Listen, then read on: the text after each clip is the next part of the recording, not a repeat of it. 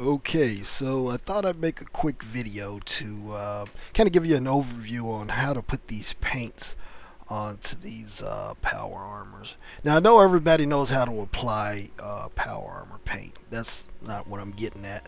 Um, these particular paints, the way I designed them is that you have textures that belong to each limb. You have unique textures for each limb. The right leg has its own textures. The left leg has its own. Same with their arms. Right arm has its own.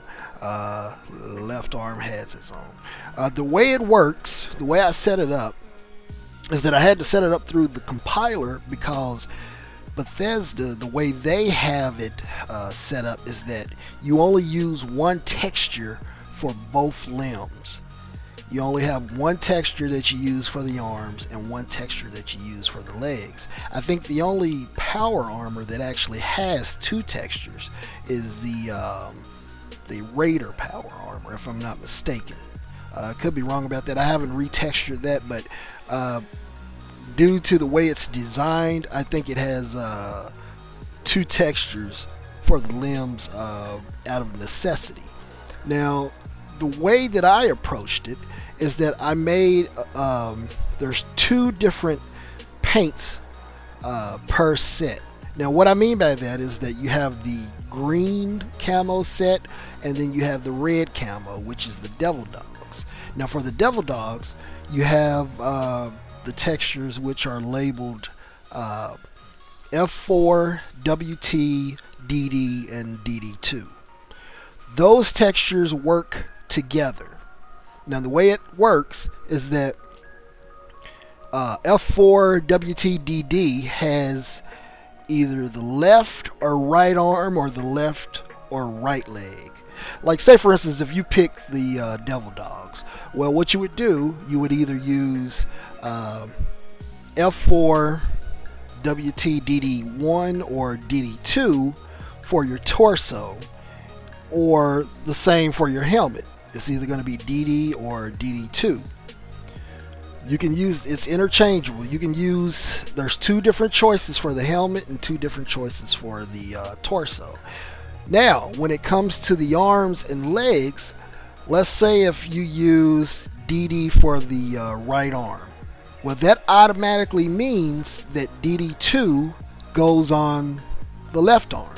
That's the way it works. Same with the legs. If you're using DD for the right leg, then for the left leg, that means you use DD2.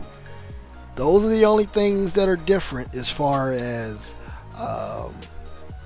the way it works. They're not made as a set. It's not like you're going to put all DD on one armor. You're not going to just put, okay, let's say if you choose the DD torso, the DD helmet, you're not going to just choose DD for both limbs. You're going to have DD and then you're going to have DD2 for the limbs. The limbs have to use both. That's how you get each one having its own unique texture. If you don't do it that way, what you end up with, you're going to end up with either sort of like a blank texture where it's using the wrong texture, or you're going to have a bunch of backwards mirrored images. You're going to have the same exact textures on both arms, but one is going to have backwards decals. It's going to have backwards text, and it's not going to look right.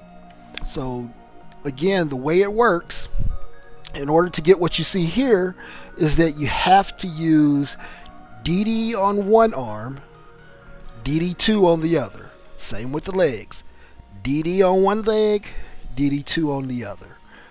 And as far as the torso goes, you have two different choices. You can use either one because it's all red camo. Anything under DD and DD2, it's all red. So when you go over to the green, it's what is it? FO4 War Tags, and then it's F4WTLS. Those two work together as well. You have two different choices as far as the torso goes. You have an LS torso and you have a War Tags torso. You can use that, either one of those. It doesn't matter. But the thing that matters is that when you apply the arms and the legs, you have to either use, let's say for instance, if War Tags is the right arm, then that means LS is the left arm. Same with the legs again. If you're using War Tags for the right leg, it's LS for the left leg. That's the way I designed it, because that was the only workaround I could think of. Part of it, like I said, is partly due to the way Bethesda has it set up, where it only uses one texture, and I know people are used to one paint pertaining to both limbs. You don't have to worry about looking for a separate texture for each limb. But the way I have it set up, they are separate, and you have to apply both in order for you to get the armor to look correct. That's the best way I could describe it. I just wanted to make this video because I noticed in a lot of other videos and screenshots that a lot of people aren't using both textures. And it wasn't designed just to use one texture, because if you do that, you're going to get one side that's going to look blank, or you're going to get a mirrored image, and like I said, you're going to get backwards decals, and it's not going to look right. So I hope that helps, and hope you guys still enjoy the mod. There's still more to come. I'm actually in the process of planning to move the mod over to Xbox, and then once I do that, I'm planning on working on the custom power armors. The first one I want to get out the door, which I'm thinking I'm going to release it with a couple of others. I guess the first ones would be the Liberty Prime, the T49, and maybe the XO2. The only reason I say maybe is because I really have to work on some concepts based on the Enclave. So it's gonna be Liberty Prime for sure, T49, and maybe the XO2, and we'll see from there, because there's also new power armor mods out, and I really would like to do a set for the Skyrim power armor.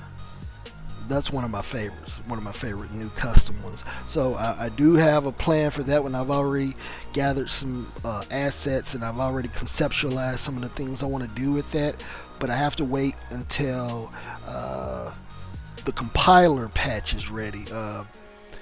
I forget the gentleman's name. I apologize for forgetting your name, but there's a guy out there doing a patch for the compiler, the Paint Jobs compiler, and awesome work.